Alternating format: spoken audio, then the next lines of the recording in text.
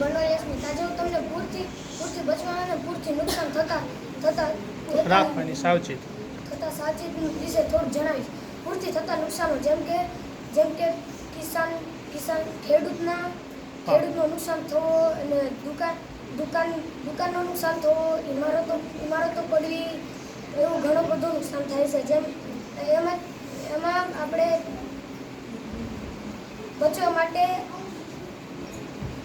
માટે સાવચેત રહેવું જોઈએ. જેમ કે ઊંચી વિસ્તારમાં જવું, થાંભલા વીજળીના થાંભલા અને મોટા વૃક્ષોથી દૂર રહેવું અને કિંમતી વસ્તુ હારે લઈ જવું, થોડોક સૂકો નાસ્તો અને પાણી હારે લઈ જવું. પ્રાણીઓ બંધાયેલા હોય તો એમને મુક્ત કરવો અને જે બીમાર હોય એમનું ખાસ કરીને ધ્યાન રાખવું અને